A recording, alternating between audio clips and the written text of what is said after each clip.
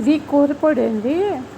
అదేంటంటే మినపప్పు, శనగపప్పు, జీలకర్ర, మిరపకాయలు, ఆవాలు వద్దు, కొంచెం మెంతులండి.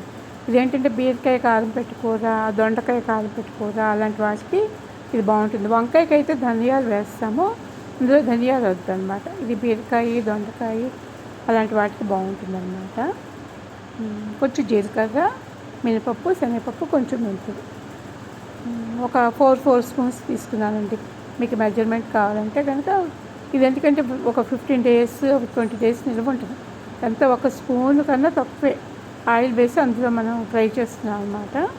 ఆయిల్ ఎక్కువ ఉండదు కాబట్టి. ఇవేమో బెంగుళూరు మిరపకాయలు అండి, ముడతలు మిరపకాయలు అంటారు. ఇవి కారం ఉండవు, కలర్ బాగుంటుంది అనమాట.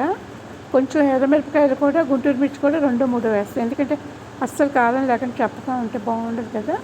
అవి కూడా ఒక 4 మిరపకాయలు వేస్తాను.